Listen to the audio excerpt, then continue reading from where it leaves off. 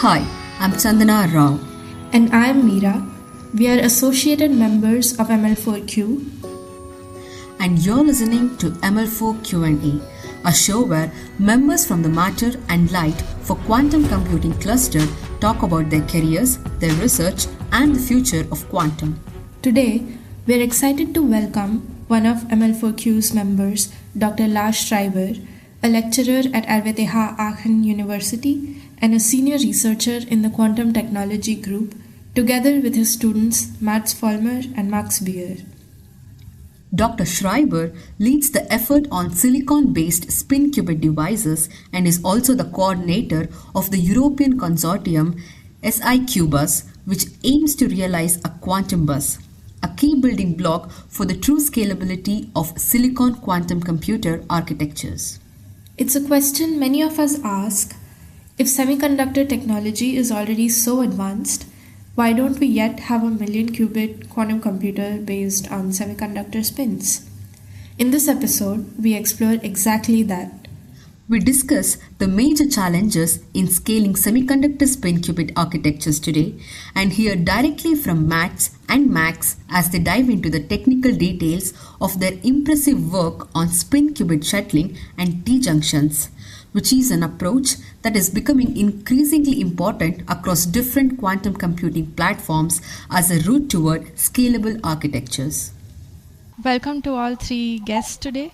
We have Dr. Lars Schreiber leading the effort on silicon-based qubit devices with his two PhD students, Mats Volmer and Max Beer. I'm particularly excited for this episode because I have worked on the theory side of spin qubits, and I also know Mats and Max for some time now. So let's start with the career journeys. For Lars, your diploma thesis, which was done at RWTH, was on spin coherence and spin dephasing of hot electron spins in 3-5 semiconductors. And then your master thesis was done at the University of Cambridge on the growth of aluminium gallium arsenide heterostructures using molecular beam epitaxy. Unfortunately, I couldn't find them online. But I see that they are already going in the direction of spin-qubit architectures. This was also after the seminal paper by Daniel Loss and David DiVincenzo on spin-qubits. So did that influence your choice of topics in any way? No, at that time I wasn't aware of this. So I was mainly interested in semiconductors from lectures, 4 diploma lectures in Aachen. And that made then my choice to go to Cambridge and there to look into growth, which was basically a random decision. So I learned about molecular beam epitaxy and high quality growth of 3-5 semiconductors. And that also was an important step to know how tricky it is to grow these heterostructures and to learn the language that I can now use to communicate with the growers. We cooperate with many excellent groups that grow us the heterostructures, and then we can communicate about these issues. And the quality of the heterostructures is extremely important for the quantum computing now. So this helps a lot. And then in your PhD thesis, you were already looking into information processing using spins. So were you at this time introduced to quantum computing already, and these were also the 3-5 semiconductors? Would you say that the methods you used back then are similar to the methods that your students use today? How has your PhD shaped your research today? So that was very different. It was a femtosecond spectroscopy working so with optics, with lasers, a quite complex experiment. And I've learned that these optical experiments are very delicate and hard to handle. I was then later very happy that I could go to transport experiments, which are more stable. So I remember many days there where I tuned the mirrors over the day and then measured during the night. So pretty hard work. But what the topic was about, indeed, semiconductors. I kept this topic about the material that I've learned in Cambridge. and then added this spin aspect to it, so spintronics. And there it was about the transport, and that influenced also the main topic that we are doing now, transporting spin qubits. But at that time, it was not a single spin, but many, many, many spins, and it was not really quantum. Everything was defined by magnetization, classical magnetization vectors. Very interesting topic, and at the moment spintronics also leads to something, but at that time was a bit unsatisfactory because I wanted to do something more quantum. And then I came across a colloquium talk by Lieven van der Sijpen in Aachen, and he showed that one can control single electrons and read this out. And that was then the point that I wanted to go to TU Delft. So now that we got to know how Lars' journey was as a PhD student, so in this podcast, one special thing we have is we also have his PhD students, that is Max and Mats. So can you both tell us how is your PhD and what attracted you to work under this topic that you're currently working on? Yeah, so I actually started my bachelor's thesis in a somewhat different topic, theory of topological insulators. And then over the time, just got to know that I'm a person. I need to do stuff with my own hands. I need to see the physics directly myself. And so I was naturally drawn towards the experiment more and more. And then I still wanted to stay in a field that is quantum computing adjacent. And there is back then and still today, this very strong spin-qubit group here in Aachen. And I joined for my master's thesis and never looked back. So Max, how was your journey? Yeah, for me it was, I would say, even less exciting. So first, I've been here at RWTH for the entire time, the same as Mats. But I've also been doing my bachelor thesis in the same group as I'm doing my PhD now, as well as my master thesis. I started out in my bachelor thesis working on cryo-amplifiers, so heterojunction bipolar transistors, cool them down in liquid helium. A lot of dipstick testing, dipping the samples in liquid helium and just checking the characteristics. And then I kind of moved on from that in my master's. I also did the quantum information specialization. That was quite new. I think that was the second year that I joined in that. And there I really wanted to go into semiconductor fabrication. So I elected my courses properly to do the theoretical basis here at the Electrical Engineering Institute. And then I also did the lab course. Actually, I did 2 lab courses. One of that was voluntary. That was the fabrication lab course at the Electrical Engineering department, where you could actually go into the clean room together with a professor in a small group. That was quite fun. The devices obviously didn't work, as they usually do for the first fabrication that you do.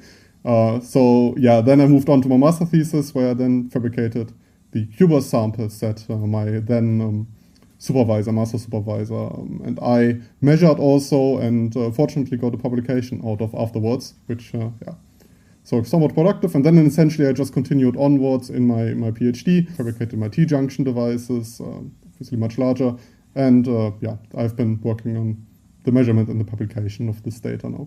How's it doing a PhD as an experimentalist? Do you have to wait very long for results? I remember when we were in Davos and we were just hanging out in Matt's room one evening, and then he was still running these experiments in the background. Yeah, I guess there can be times where you, in principle, just wait for good data to pile in. It all depends on the sample, at least at the moment where, still somewhat a more academic style of fabrication, which is very flexible.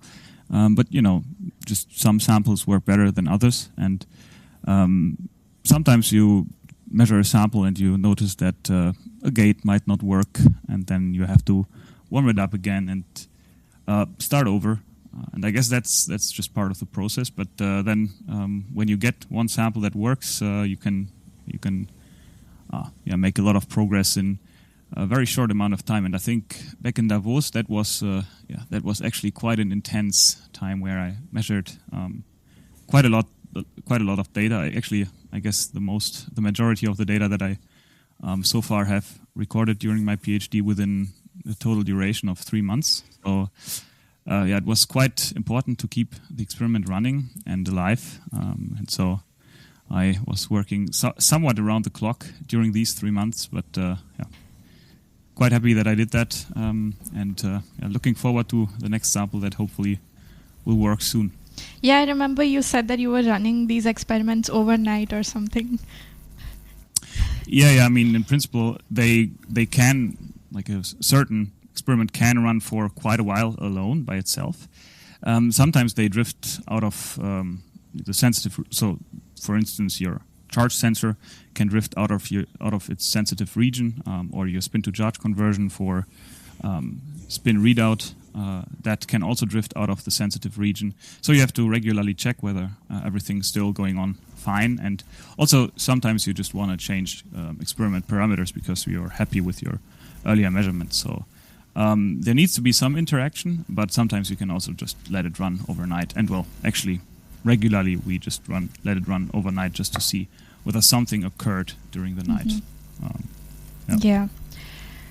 So then after your PhD, Lars, you did a postdoc at Delft in the group of Van der Sippen, another popular name in the spin-qubit community. And then you came back to Aachen, where you have been teaching since 2018, I think. And I had the opportunity to attend your course 2 years ago on the theory behind spin-qubit experiments. It really helped me develop a solid understanding of the device and how things work in practice. And for me, it served as a valuable bridge between theory and the real world. How challenging was it for you to design such a course? So first of all, it's great that it helped you. Actually, I started lecturing right away. So I was, I think, announced in a RWTH lecturer in 2018, but during my whole career, I helped with lectures, exercises, and also when I came here to Aachen, which was already some time ago, 2011, end of 2011, I started, and designing this one was not so difficult because it is my specialized knowledge. So designing the fundamental lectures is more tricky. It's of course then a lot of fun because it is my main interest, and we could brought many experiments in this course, and we could learn about the state-of-the-art experiments. I'm also teaching a Python programming course since 2015 every year. And that was an interesting challenge because it was something that we just noticed that the RWTH students have a very different background knowledge in programming. And then we had this as a optional course in the beginning, in the evening, with some gamification so that people had fun to come to this course. And then later it was included into the main curriculum, and now it's a course that all the bachelor students in physics have to attend since 3 years now. So that is also a course that I designed over years, and there's also stuff like lab courses and seminars. Yeah, I think programming is quite important for a physicist, whether you do experimental physics or theory. Also, do you think this lecture that you did on spin qubits can also be taught at bachelor's level, can be introduced to students earlier? Well, that needs to be digested in a way. There are other lectures that we have at RWTH Aachen. So we have a master specialization branch in quantum technology. And that starts then with a platform course that gives an overview over the different qubit platforms. And probably this one is more suitable to start with. And then people, if they like the spin qubits, and they can go deeper into that topic. Of course, one can also then on spin qubits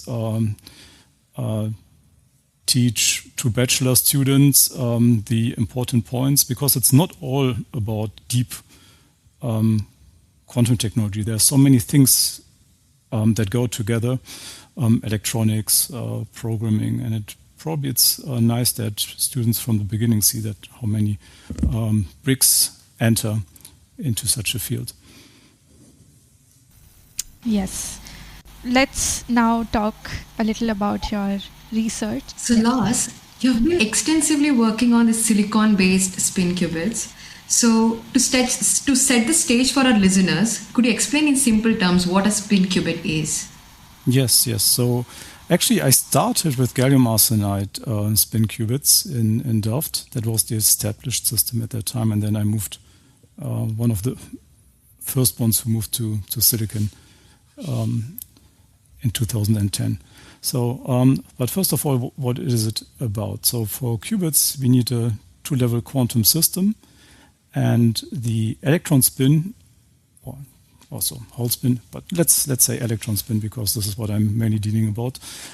Is there a natural system because it has only spin up and spin down state, and the energy of these states are different when we apply a magnetic field. Therefore, we get already a nice qubit.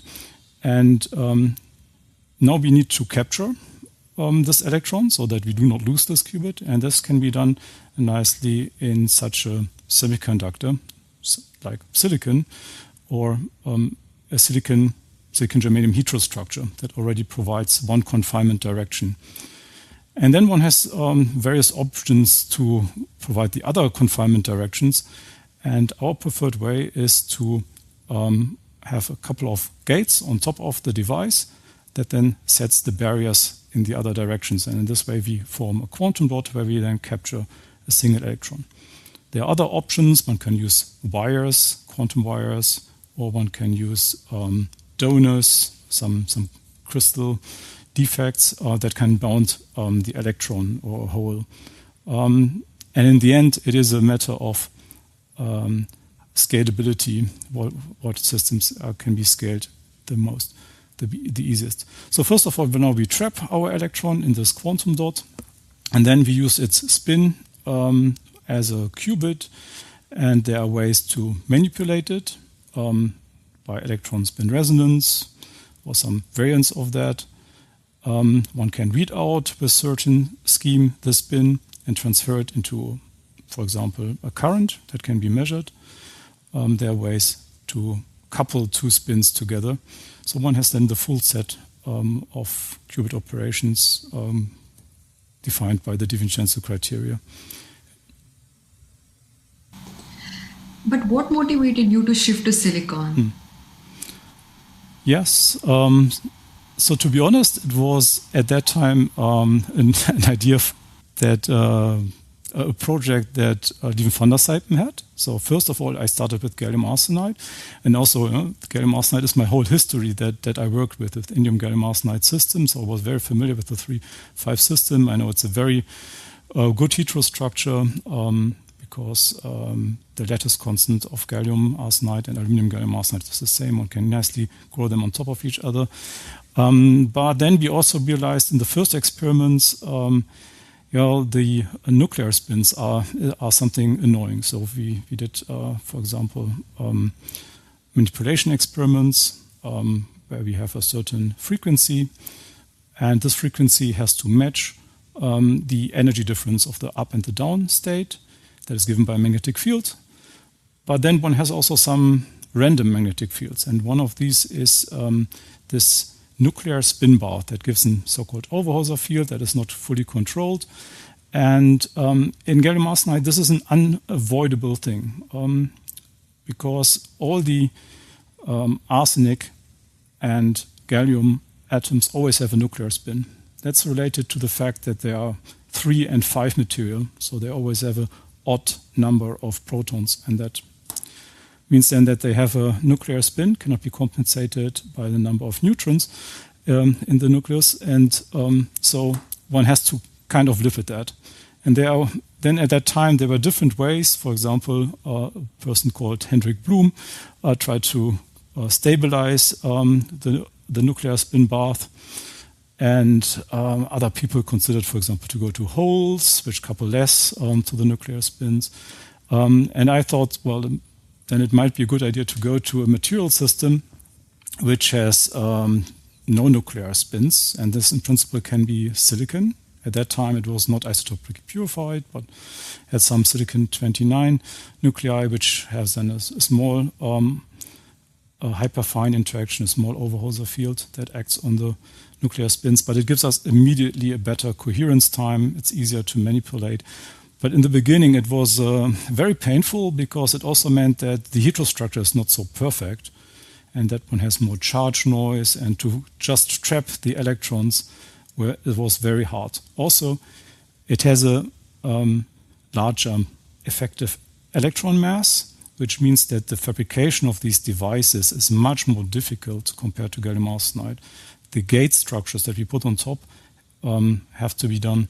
The feature size is smaller, and that was just at the edge of what can be academically be fabricated. And it took then some time that the results also from other groups came in, and then there was later a complete transition of all the groups towards silicon systems, either silicon or silicon germanium. So we see that already spin qubits are not really confined to one type of material. You can use different materials and have these trapped electrons.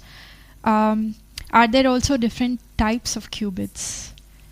Mm-hmm. Yes, so there are various materials, indeed silicon, gallium arsenide. We are also working on zinc selenide, a 2-6 system. And there's also germanium, silicon germanium, but there are also indeed different types. So the ones that is obvious is to use one electron, which has a spin up and spin down. One can also use in a material a hole, so it's simply not a charge that is in the conduction band of the material, but in the valence band.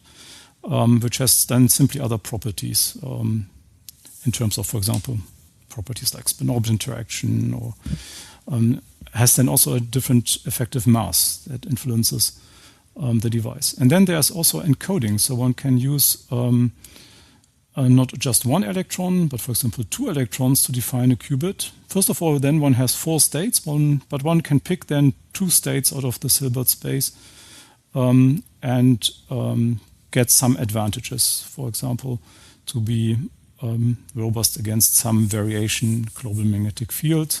This is, for example, the single triplet qubit. Another one is the exchange-only qubit that then consists of 3 electrons that have to be set in 3 quantum dots that are tunnel coupled next to each other. The advantage is then that one can use other methods for manipulation, not just ESR and EDSR, but just the exchange coupling, the tunnel coupling between these qubits for manipulation. But that comes with the costs that it's a more complex system. So in total, many of these encodings materials work very well when you look at a single device with 1 or 2 qubits. The big question now is which of these approaches, material and encoding, works best for scaling up the system. And the goal is to go to millions of qubits. This is what we need then to having really quantum advantage with a quantum computer. Now that you mentioned that you want to focus towards the quantum advantage and towards scaling of these quantum computers, so qubits cannot be confined to just one place, and that doesn't help us in scaling these quantum computers. So how are you kind of addressing these questions of transporting these qubits across the chip, let's say? Mm-hmm. Okay. I start a little bit before to understand why we want to transport. So the first thing that is really nice about our qubits is that they are extremely small. So they are the smallest among all the other qubit platforms. 30 nanometer in diameter, for example. So a little bit larger in gallium arsenide and then silicon, but doesn't matter because in the end, when we fabricate by industry a chip, it will have a size of 10 by 10 millimeters or 20 by 20 millimeters. And when you just calculate how much space that is, we can put billions of qubits on this chip. Okay. So why are we not there yet? The problem is that our qubit lives in a material, not like in vacuum, like ion traps or neutral atoms, and they are influenced by material imperfections. And these imperfections have to be balanced out by tuning voltages. And every qubit basically needs its own little trap with tuned up special voltages for this qubit, for this place. And in the end, we need then, for all these qubits, one can calculate that, 2 defined voltages. One for its chemical potential, one for its barrier to its neighbor, as an example.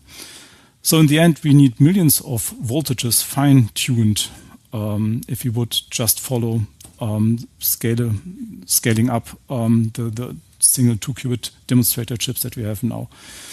And this is simply not possible.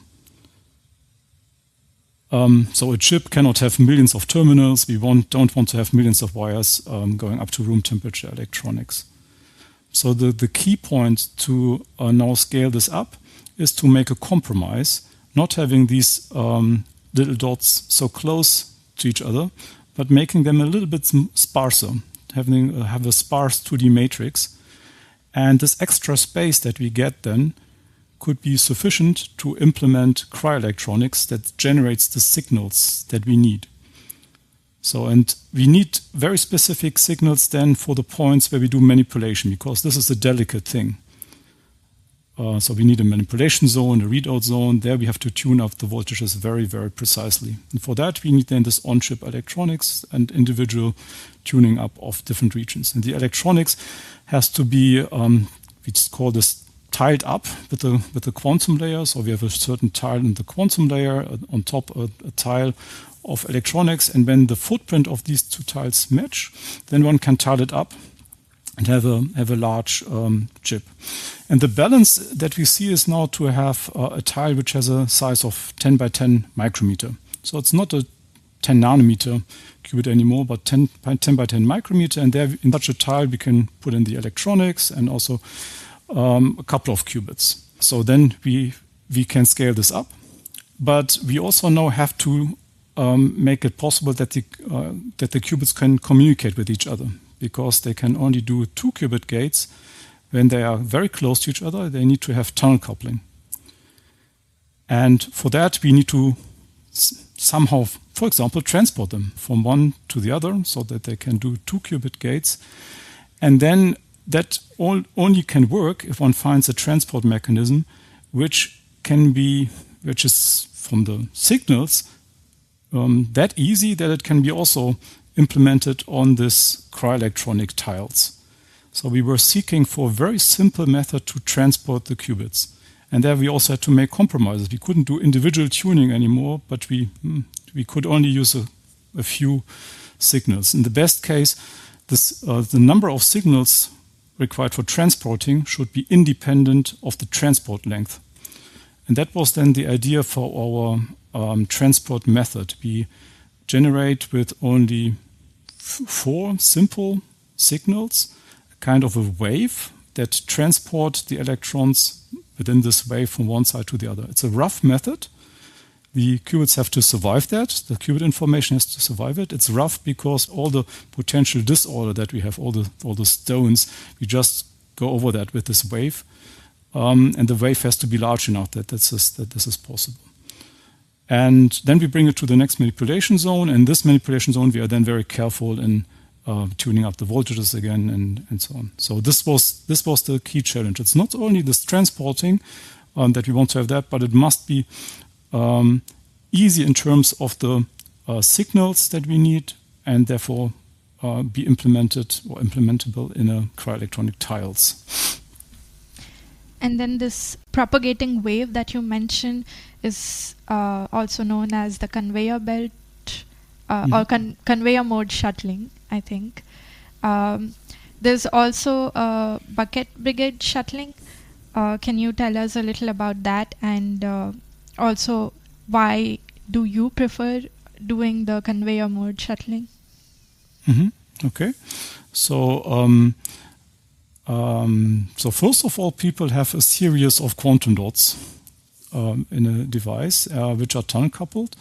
And then the first idea one could have is to transport an electron by letting it hop from one dot to the next. And this is called bucket brigade. So a bucket here is this quantum dot. And then we calculated that this is only possible if the tunnel couplings are fine-tuned. And that requires for each tunnel coupling a tuned up voltage. And when we want to go a distance of 10 micrometer, which we know is required for implementing the cryoelectronics, then one need to go hop about 200, or let's say 100 quantum dots.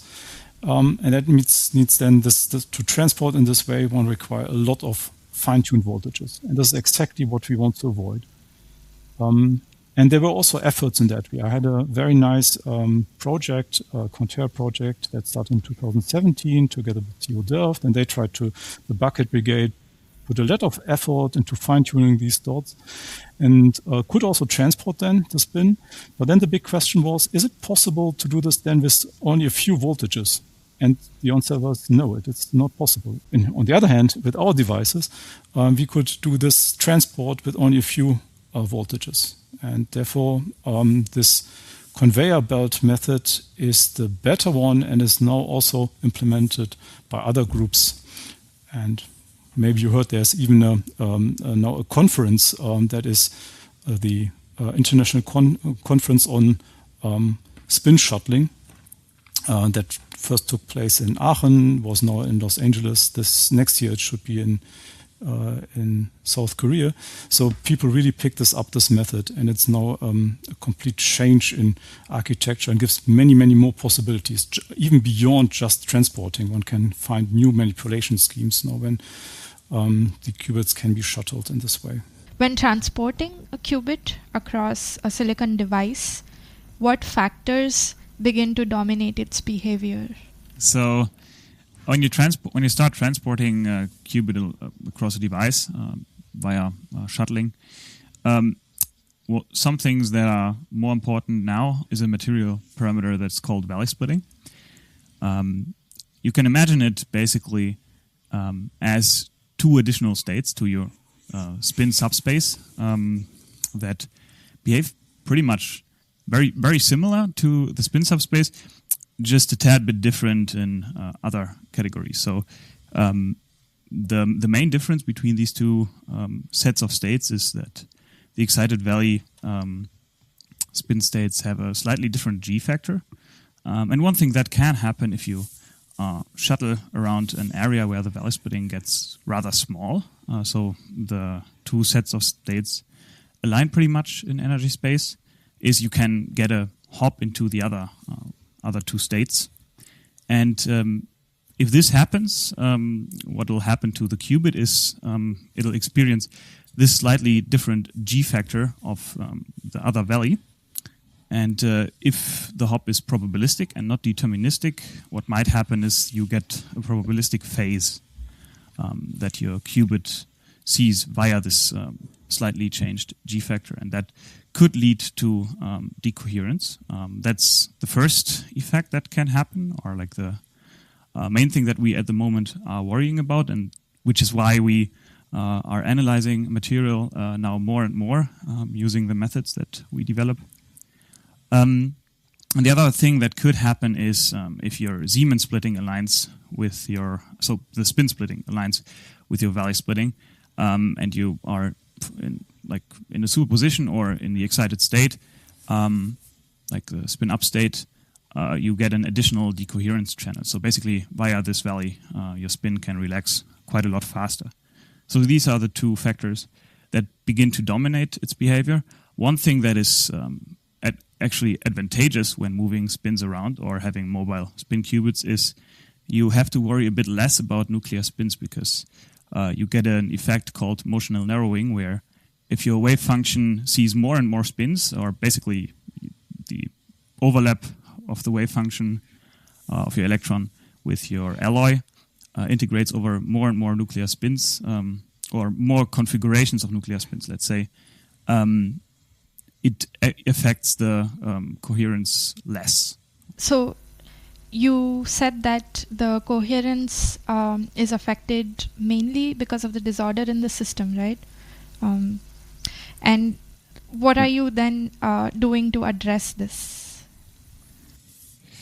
The main thing what we are worrying about is the fact that these material parameters can change and do change across the alloy, and that is, as you say, due to alloy disorder, because in your silicon germanium barrier you have 70% silicon, 30% germanium, and they are ordered not in a specified manner, but they can be ordered in a random way, and then depending on what your overlap with your barrier is, and the two valley states do have a quite different overlap because they belong to quite opposing k vectors, and so they oscillate pretty much out of phase. What happens is material parameters, or like the energy scales of the valley splitting, they do vary quite a lot across the whole wafer. And what we are trying to do about this is there's some approaches at the moment that are being grown and fabricated, some ideas of how to design a wafer specifically to mitigate this issue. For instance, something called a wiggle well, where you don't just fabricate or don't just grow a quantum well, but you actually include some germanium atoms into the quantum well in an oscillating manner that aligns with the oscillations of your Bloch wave. And if you do that, that is proposed to enhance the valley splitting. This is something that has been now researched quite heavily in growth, and growth has been, I think there has been a recent publication from a collaborator of us, IKZ, and we now have these devices in our labs, and we want to measure them as quickly as possible and see where that takes us. So essentially looking for ways to enhance the valley splitting so that these the ground states don't escape into the excited states. Maybe I can add to this. The wiggle well is one approach. We also have from other collaborators, for example, TU Delft, we get devices where they think they already solved this by better heterostructure. They also have on these heterostructures very exciting results on shuttling. But now the interesting is that really now a solved valley splitting problem, or do we not understand the theory completely? We also have other projects with collaborators where we, for example, to put strain on the devices that can also help to split the valley splittings. There we have stressors. One of my PhD students, not here, Lucas Makuglis, is doing membrane devices and tries to put some strain in these devices. And then we also want to evaluate the valley splitting, because what is now really nice is that this transport method is not only good for transporting electrons from one side to the other, it's also a perfect method now to measure, to map properties of the heterostructure. For example, the valley splitting or charge disorder. So experimentally, how are you mapping the valley splitting across the entire terrain that you're considering? So for this, what we are doing is we are basically shuttling a spin coherently, or, well, firstly we initialize a spin singlet, basically a bell pair of two spins. We leave one static, and the other one we shuttle as fast as we can to a spot inside the channel. So we have this QBus type device design that Lars already had mentioned. And with that, we move it to a distance d. And there we then let it precess and basically interact with the material parameters that we are interested in, like the valley splitting, or what you can also measure is the G factor. And for both, we do have slightly different pulses. For the valley splitting, what we do is we wait for a constant time, and then we shuttle the electron back and recombine and see whether we get a spin singlet or a spin triplet via Pauli spin blockade. And actually, what we are interested about when we measure the valley splitting is not really whether it's a spin singlet or a spin triplet, but rather that there is still entanglement. And how we probe that is we measure this once, and then we sweep the magnetic field. And what we see is in the vicinity of the Valley splitting, so when the Valley splitting aligns with the Zeeman splitting, the phase is, like, we don't see a phase anymore. Basically, the state population drops to a 50% between spin singlet and spin triplet, because it becomes a mixed state. And now, when we do this for one distance, it's not yet super clear where the Valley splitting is. But if we do this now for an entire patch inside our channel, what we get is we get a coherent background of some phases that vary due to local G factors and wait times that we leave the spin to precess in. So we have this coherent background, and within this coherent background we have, with quite high contrast, a thin line of 50%, where it shouldn't actually be by background considerations.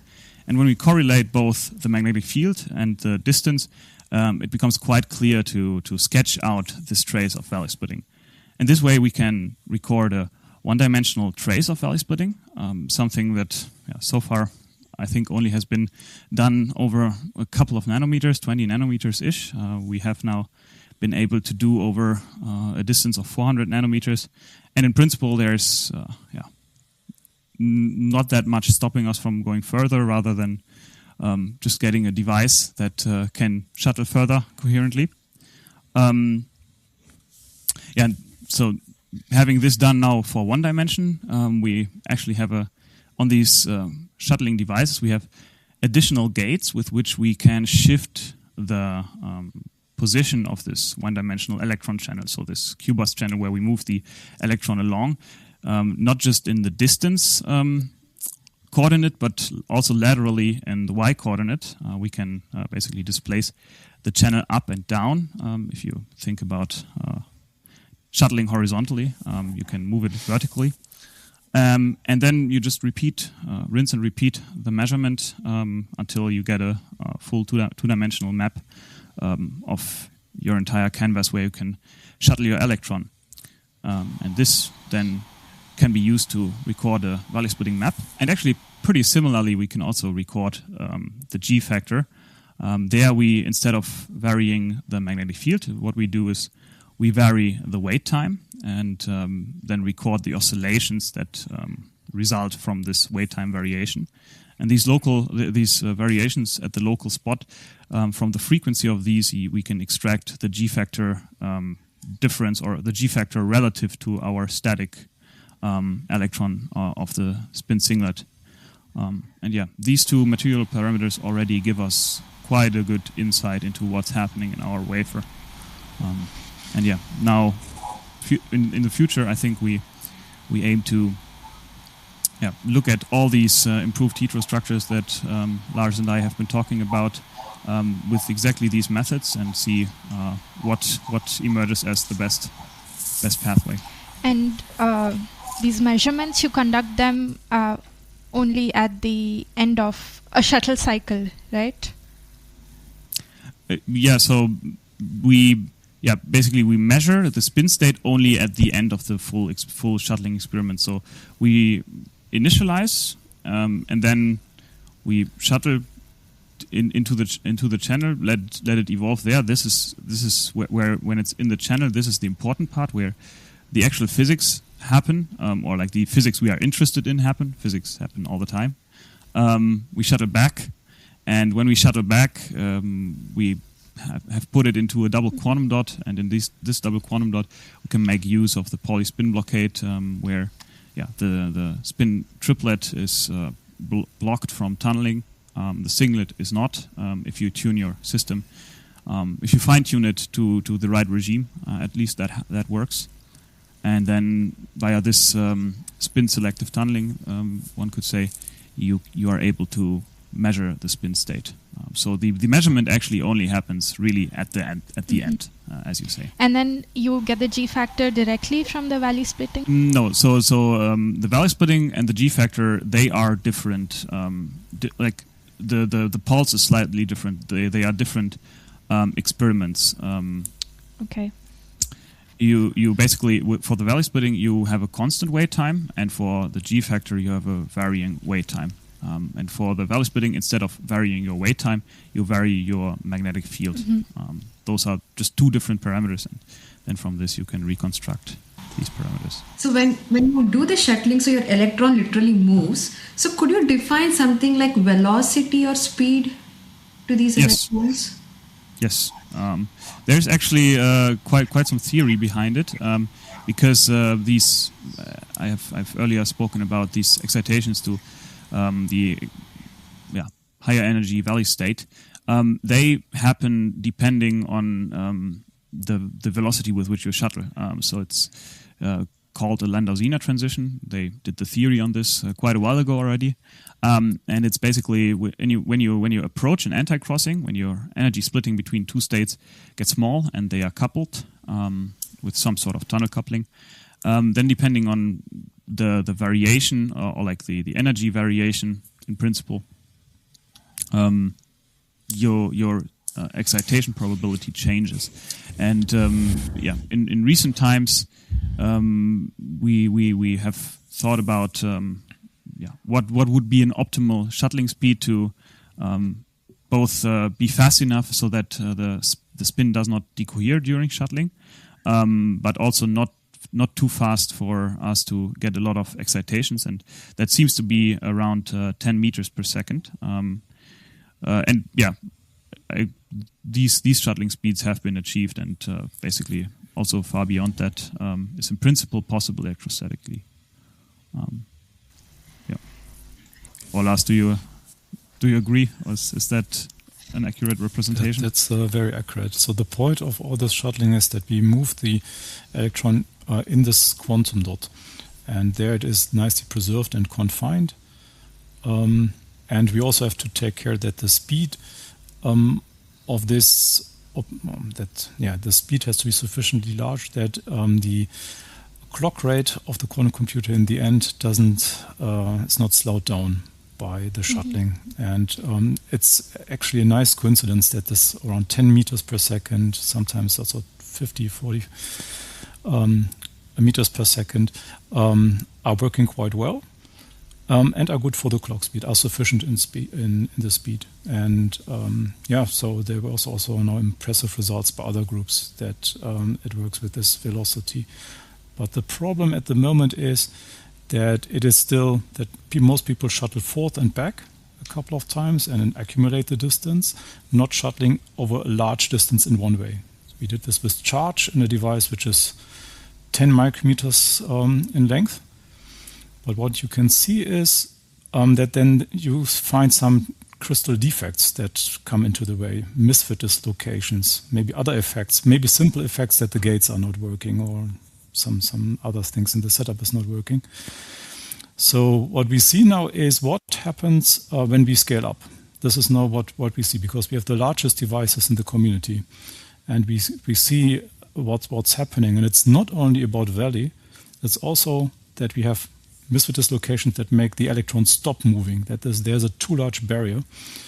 And these are now things that we have to take care of. And it's, again, back something that need to be optimized in the material. So you also partly touched upon what was going to be my next question. And that is, you said that there's already a sort of limit on shuttling speeds. So does that also create a limit on the distance at which you can shuttle? Because I think in the bigger picture, you need to really take into account the shuttling times and then the gate times in order to then do something useful out of the computation. So at the moment, you have to take all the operations into account. And the slowest operation beside shuttling is the readout. This is probably at the moment the weakest spot of the spin qubits, of all the platforms. And what we try is with the shuttling to be faster than the readout. And the readout has to be not done at the very end of an operation, because we want to do quantum error correction. Readouts have to be done a couple of times within your algorithm, within your circuit. And at the moment, one can see that when we take this at the limit, we can shuttle quite far. sufficient for this idea to implement cryoelectronics, so to go from one tile to the next and maybe even go beyond. What is in the way is not only shuttle the spin, but also make sure that the charge can follow, and then these kind of new things, misfit dislocation and so on. We start to see that, and the perfection of the device. So all the gates have to work, and there we get at the limit of our academic devices, and we have now since a couple of years established an industry route of devices. And we also measure these, and hopefully they are more reliable than in the end. Could you give us some time scales, like the T1 times, T2 start times, and overall the gate times and shuttling times that you typically have? Yeah, so the T2 start time in isotopically purified silicon, you can get, I think, up to 50 microseconds. Unfortunately, sometimes it's a bit shorter, around 10 microseconds, even less. T1 time I actually don't know. It's much, much longer. I don't know, Lars, whether you have the number, the T1 time? So it depends much on spin-orbit interaction. In the silicon, we don't have much spin-orbit interaction there. It's a second, depends also on the size of magnetic field. It's so long that we do not really care about that anymore. But of course, if one simulates the depolarization channel versus the dephasing channel, it plays a crucial role, and it is something that we can benefit from in the future, that the T1 time is super long compared to T2. And maybe regarding the shuttling distance, that's possible. I think in the recent Delft coherent shuttling paper, there was an interesting calculation. The fastest shuttling speed that they got, they can shuttle more than 2 millimeters, which is obviously a significant fraction of the chip and probably more than you would require. If you think about, you have a two-dimensional grid maybe, the T-junction, but then you could implement the surface code unit cells that you need, logical qubits, and obviously much less footprint than these millimeters. Right. It's basically already at the size of a chip that we have in the end. So it's pointless to go beyond something like 20 millimeters, because this will be the chip size. So that looks very, very promising. Max, you already mentioned the T-junction. So coming to that, I think when you have multiple shuttle regions, especially regions where these shuttling lanes are perpendicular to each other, then you would think of something like the T-junction. So, and this is also what you've been working on. Can you tell us more about the T-junction, where they are used, why they are used? Yeah, so in principle, they are kind of the natural extension. If you have a linear shuttler, just our standard qubits conveyor mode shuttle, you can obviously populate them with qubits, you can move them around, but you won't get one qubit to jump over the other. That's not really possible. You could do some gate-based swap with some error rate, and then you can compute in a linear chain, but obviously our chip is two-dimensional, and it would be very nice for us to also extend the architecture in that sense. Also, if you have a two-dimensional architecture, that naturally implements the topology, for example, for a surface code, like quantum error correction scheme. And this is exactly where this T-junction comes in. So if you have, for example, two conveyors that might be independent of each other, you can join them at a 90-degree angle. And I did exactly this in my device, in my recent device. I stopped measuring now, I'm writing on the publication. There I have a 10 micrometer long qubits, and then in the very center I put another 5 micrometer long qubits perpendicular to that, and they're actually joined. So it is possible for electrons. I, for my experiment, only shuttled the charge because this device is so large and it's so difficult technologically. It's possible to route then this electron charge that you might initialize in the horizontal shuttle lane into the vertical shuttle lane. And obviously there are some difficulties with that. You have quite dense gating in the center of such a device, which we are able to fabricate even academically, because we have very good technicians at HNF Nano Facility in Research Center Jülich. They have a very good e-beam, actually 2 e-beam setups, so electron beam lithography setups, and that allows us to essentially bring these perpendicular shuttle lanes, the gates in those lanes, down to a distance of about 20 nanometers only.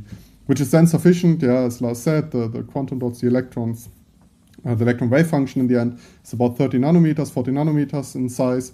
And then if you get these gates close enough, you can just coax the electron to go from the horizontal to the vertical shuttling. And that works quite well. Does this affect the spin of the electron when you're sort of changing its direction of shuttling? So in my experiment, I only shuttled the charge. The change in shuttling direction, that sounds a bit like you have the electron, you shoot it down a linear direction, and then you have to apply a force, Newton and so, in order to steer the electron around. This is, I think, a common misconception that people get about the shuttling. So it is essentially, from a perspective of the kinetics of the electron, what's going on, it's essentially a stationary process. We are shuttling with a few millimeters per second, but the kinetic energy of the electron is basically negligible in this sense. So it's not like you have to steer the electron, it's essentially just you give you impose a confinement potential that you deform with your gates, and then the T-junction, you have these two conveyors, the potential, the confinement potential, the quantum dots that they form, they merge, and then you break them apart again such that the electron follows the direction that you want to. But the electron just follows the potential minimum if it has enough space for the wave function to not to be well confined, and that it doesn't break up because you have, for example, potential minima next to each other with a barrier in between. But if you ensure that the potential is well defined, the electron just follows that. And actually these experiments, maybe you wonder why we care about electrons alone and not about the spin. There's always two stages of these experiments, and they are both very challenging. Just moving the electron sounds maybe easy and not very great to work with from the theory side, but it is already a big challenge because of this restriction that we give ourselves, that we only use very few signals to control that. And in fact, in this experiment that Max did, we had more than 50 quantum dots involved, and the filling of all these quantum dots were controlled by just 8 signals. And this is quite remarkable, and we could set different patterns, move them around. One can even think of classical computing with these electrons as a digital unit, and the storage works also remarkably well. They do not escape us, it gives completely new ways of thinking that when you have these kind of shuttling. And we have even some collaboration with people that try to use shuttling to define a new way for the current, for defining ampere. So a metrology project. But is there any use if you can't maintain the spin coherence and just move the electrons? Well, so in principle, so that's what I wanted to say. So if you can move the charge, in principle, this linear shuttling and this junction shuttling shouldn't be too different from each other. And we know that we can shuttle coherently in a linear shuttling. Of course, you have some details in there. The confinement of the wave function changes a bit. The quantum dot, the wave function changes its shape, and that will probably have some amount of influence. But in principle, we know that from the coherent linear shuttling, you apply a proper confinement voltage. The drive amplitude needs to be sufficiently large. In that sense, we would expect that we get the spin around the corner. So, in principle, nothing goes against it. That obviously has to be demonstrated. My focus was more on this very large device. As Lars said, 54 quantum dots in these two shuttle lanes. So you have quite large distances involved, where shuttling through coherently still remains a bit of a challenge. But in principle, it should be possible. Yeah, and maybe to add to this, so there's also some projects with PTB on standardizing the basically current, right? Maybe Lars can actually tell that story a little better, but that also is just relying on the electron being shuttled and not necessarily the spin. And I think the shuttler is a strong contender there. In trying to get that to a good standard. Indeed. What were the challenges that you faced in realizing these T-junctions? And did you have any unexpected results or surprises in your observation? Yeah, so the one challenge I already stated, that's the difficulty to fabricate this from a gate distance perspective. But that, again, we have quite well under control, 20 nanometers. But still, this device, it's 10 micrometers by 5 micrometers, has over 200 individual gates. While they're in principle connected together in these combs, in these clevature gates, such that you only have to apply voltages to 4 gates per shuttle lane, so total 8. All of these fingers on these combs still have to be fabricated.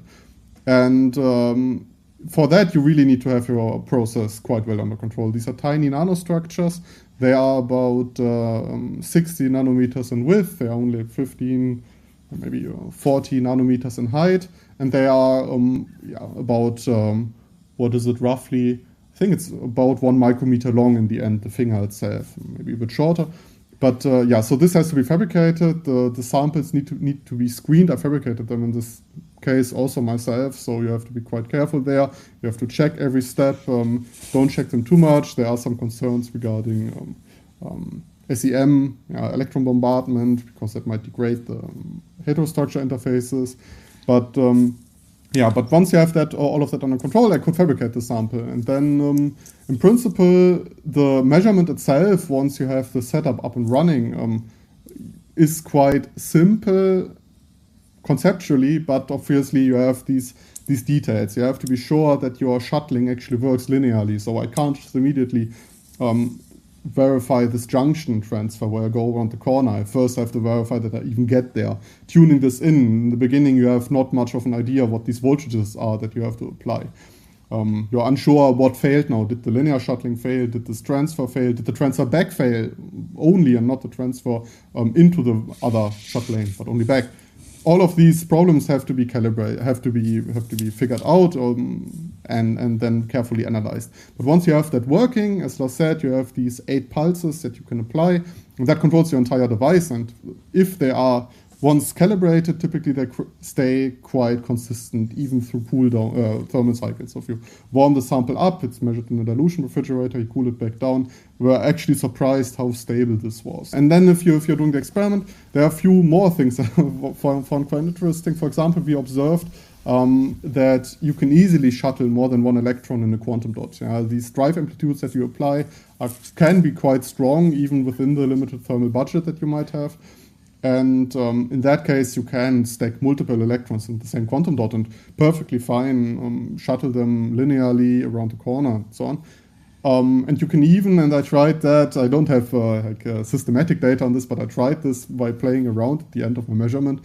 You can even load these electrons into the separate arms where you have independent control, move them towards the center, and then stack them there. So something like this is quite interesting. I guess this probably won't work coherently with the electron spin. Maybe we are surprised there. But with the charges, you can play around a lot. And I think the final aspect that was interesting for me from the T-junction is that this allows you to do essentially, I alluded to that earlier, the swap gate by just swapping electrons. So normally if you have a linear chain, it's quite difficult to do a swap. You have to do these actual quantum gates in order to transfer the quantum state, swap the quantum states of these 2 qubits.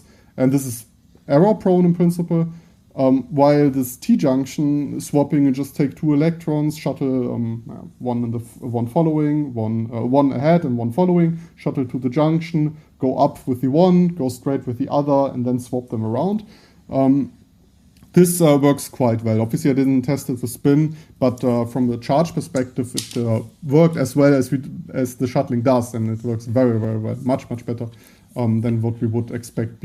So we wouldn't expect that the charge shuttling is the limiting factor for the spin shuttling. And you can see that, and you get this swap operation essentially for free. Could you also imagine doing other 2-qubit gate operations in these shuttling channels, as you already mentioned that you could have multiple electrons coming together? Yes, certainly. So for that, the T-junction is obviously not really required. But if you have a linear shuttle device, and for example, you have a small magnet on the side, which you might use for other aspects, for 2-qubit gates, you could also then, when you shuttle away from that, the qubit, the electron sees a magnetic field gradient that is changing. And then depending on how fast you shuttle to that, you can cause essentially rotations on the Bloch sphere, and that's effectively a single qubit gate. And I think this has been now demonstrated. I don't know whether this is published by now, but this has been demonstrated in a device. And so this is definitely possible. Yeah, at the moment, the fantasy is triggered by this shuttling, and one can have completely new schemes.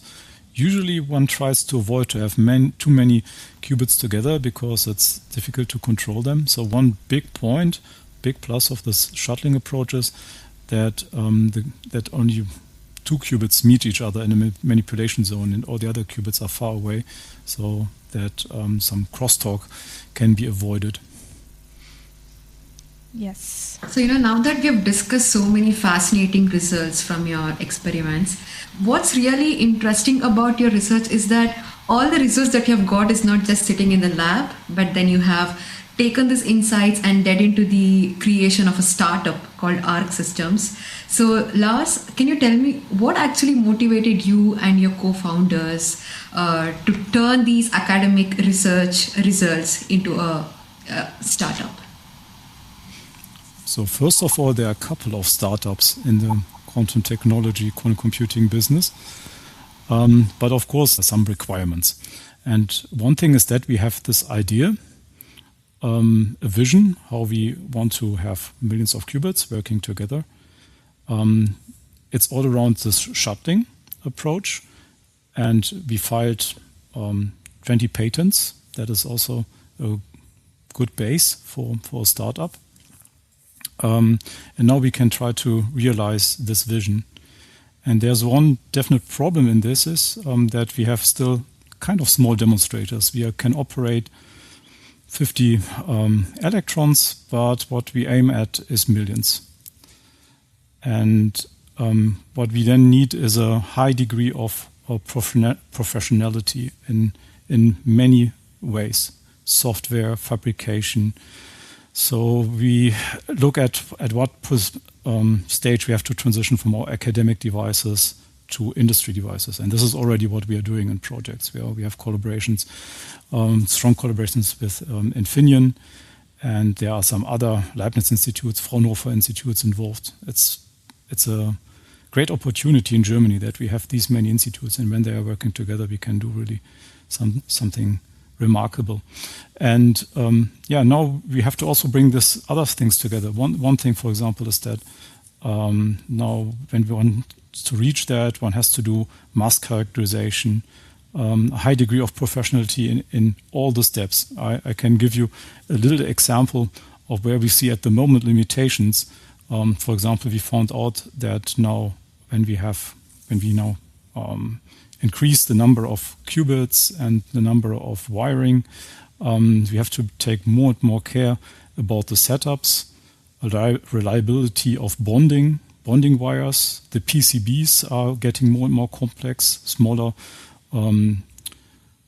capacitors and resistors on it that is more and more difficult to handle, and this all has to be professionalized, and one has to have specific groups that working hand in hand and fabricate these devices. And it's still working also quite well in conjunction with with academic projects. For example, we have now a master thesis, very simple, on bonding. And we communicate with our institutes here in Aachen who are working on modules for the Large Hadron Collider. And they have a very good experience in this high degree of reliability that you need for such a project. And this all has to now get together, and all these groups have to work together. Mm-hmm. And we've seen a lot of spin-offs from academic institutions, like researchers becoming entrepreneurs, especially in the quantum industry. Mm-hmm. Do you think it helps to come from an academic background as a founder? And how do the founders' expertise and roles complement with one another? So I'm a CTO together with Hendrik Blum. He's also CTO. It definitely helps that we have this scientific background. It gives us deep knowledge. But I think it's not sufficient for a startup company. So we are also very happy that we have co-founders who have a very different background. The other co-founder is Dr. Markus Beckers. He's engineer side. He's a very agile networker. Knows the patent business very well. Worked as a patent engineer. And there's also Dr. Wolfgang Meissner, and he has a large experience and background in large projects that work with billions of dollars, fusion reactors. He also was at McKinsey as a consultant, so he has this background of how the economic part of such a startup works, and these are very essential to do such a project. And it's really a complicated endeavor, and it depends on many factors. So I think with these co-founders, and you asked about them, their background, we have a good start. We have the patents, and what we now also need are good employees, students, and in the end, we hope that the excellent students that we have at RWTH Aachen and in our group, that they like to stay in the company, and that we can attract very good employees from other companies. At the moment, the status was in the last years that we had kind of a brain drain to other companies. We had a couple of students working now at Intel, Microsoft, and so on. And these are very attractive positions, and we hope that with Arc Systems we can also give some opportunities for the students here in Aachen. Also, did you feel personally you need to change your way of thinking in order to meet the industry requirements, like the way you approached research or the way you planned? So did you feel that you had to change your way because in order to meet the startup culture or the industry requirements? Yeah, there is some different way of thinking. This is something that we implemented already in the past in the institute. One has to do much stricter project management, and these specialized groups working together has also a couple of consequences. I can here give one example. On our academic side, Max Beer fabricated these T-junctions on his own. He pre-characterized them, tested them, did some simulations, put them into a fridge, repaired the fridge, and measured the device, and then it worked in the end. And it's a really fascinating result, and then also a big effort because he covered all this production chain. It took a couple of years, but this is possible. But now when you want to professionalize that, then you have kind of special groups working together. And what we now witnessed within this year is that there is now some interface weaknesses. So when you give the sample to somebody else, so first fabricate the device, and then you give it to somebody else, and who has to bond them and then to test them. And we need to have very good workflows to always qualify whether the previous step was working. And this is something that I have learned during my studies, and now it's the hard way of working, and we cannot do just trial and error anymore. So we have from academia, we have some thinking of, this works, probably it will also work the next time. And now we have to qualify some things and really check how high is the yield. Is the yield sufficient? So for example, for bonding, we tested some bonding with 200 bonds.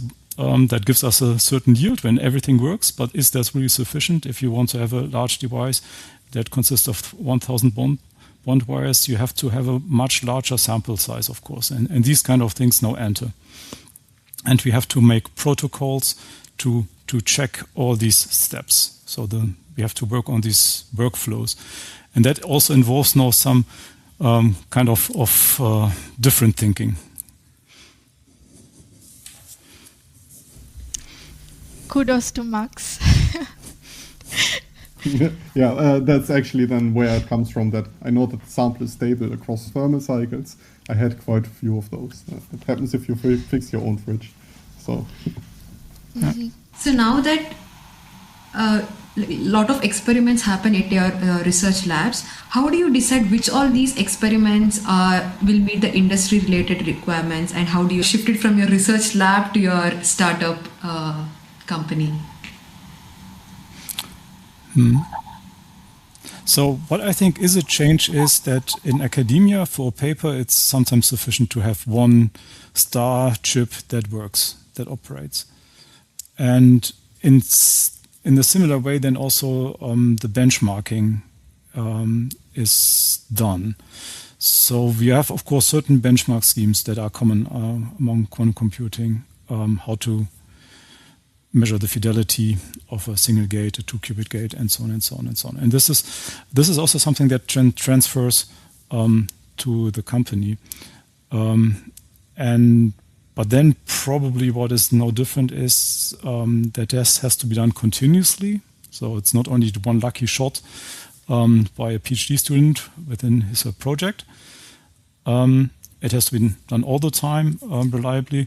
For that, one needs to have the software. One needs to have equipment for mass characterization. We get from the industry wafers of chips, and there on such a wafer there are several hundreds, thousand chips, and we have to characterize them, also to give feedback to the industry which of their fabrication steps worked and which have not worked. So this is completely different than fabricating 10 devices in a clean room in academia. And for that reason, we also have within the company, we make now our own equipment. We have, for example, a device that is called Impact, that is for cryostat with electronics that we can use for mass characterization. It's also something that we sell to other companies, and this is general something that I think is good, that these companies, a lot of them come from academia and they work together in project. They also still have some useful exchange now on this startup side. In the end, we still need this common effort to bring quantum computing forward, specifically for semiconductors, because it's this fabrication is so complex. Yeah, before we move into the end, I just want to ask you, for the listeners, if you have open positions at your startup and in your group, you can let them know. Yes, we have now a couple of new projects. Yes, I think this is now confirmed, and therefore we have many open positions. And these concern many different fields. We need a good programmer. There are possibilities, opportunities for theory, but we also need technicians working, for example, on bonding, testing devices. We have here an open position at the moment in Jülich. There will be also more position announced for ARC soon. So this is the reason for this is because we just got a lot of projects, and yes, so it's definitely worth to check our web pages for ARC, also the RWTH, which opportunities we have. And as I said, it covers a lot of different topics: electro engineers, technicians, theory and experiments, programming. It's a joint effort. Also, like in the near term, what are the technological milestones are you aiming from ARC Systems point of view? Mm-hmm. In ARC Systems, we're at the moment tuning up a 5-qubit chip that is set up in Jülich. So this is the first we aim at selling quantum computers. So the first quantum computer will have 5 qubits in silicon, and it has implemented our shuttle technique. Then our next project will be around 200 qubit chip, and that is then the stage. So this is probably then also a chip that comes from industry. And then we have at some point the transition step. We aim at that around 3 years in the future, where we have to implement seriously the cryo-electronics. There are some first steps where we have a cryo-electronic chip next to our quantum chip, but they have to be packaged together to really make this tiled-up structure. And I think then will be the time when we have the scale-up boost, when we can bring them together, have high yield from the industry chips, can bring them together with cryo chips, have a thermal management,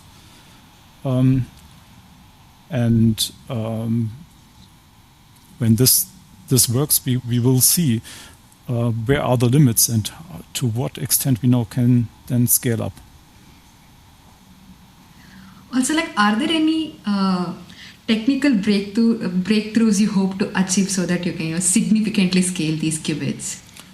So the main technical breakthroughs that we need is first to get this last stopping point for shuttling out of the way. This is the valley splitting, and we put at the moment a lot of effort into that from all different kind of perspectives. We try to approach that. There's one way of improving the material, but we have there plan A, B, and C. There's also a plan to just invest more into complexity of the signals and get around the points, so do a kind of a slalom shuttle. When we know this 2D map, as Mats described it, we can also do these kind of things. There is also a plan maybe to go to another material system that doesn't have this valley issue, but then maybe other issues. Germanium, silicon germanium is a candidate, but that suffers a lot from large spin-orbit interaction.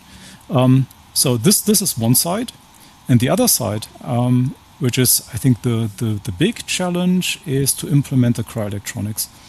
And there one needs to have not just cryo-electronics working, but it has to be on a small footprint, and the thermal management when we bring together the cryo-electronics and the quantum chip. We are not allowed to heat up the quantum chip that much. The core quantum chip or quantum layer is more robust than superconducting qubits. So the next big challenge is really to have the cryogenics working, and for that we need them not just working as a side chip, but what we need is to have the right footprint of the electronics. We need to have the thermal management when everything is packaged together, and this will be quite exciting. And this is not the core knowledge of the physicists. It also involves circuit designers, electro engineers, and it's also a big cooperation effort. Thank you, Lars, for your insights. So before we wrap up today, I'd love to hear some personal reflections.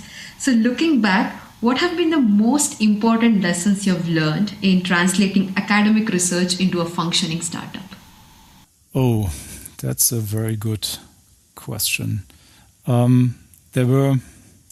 So first of all, it is really an endeavor, and it looks like a big challenge, and one needs what I said, this high degree of professionality, talking to investors in different ways than talking to physicists.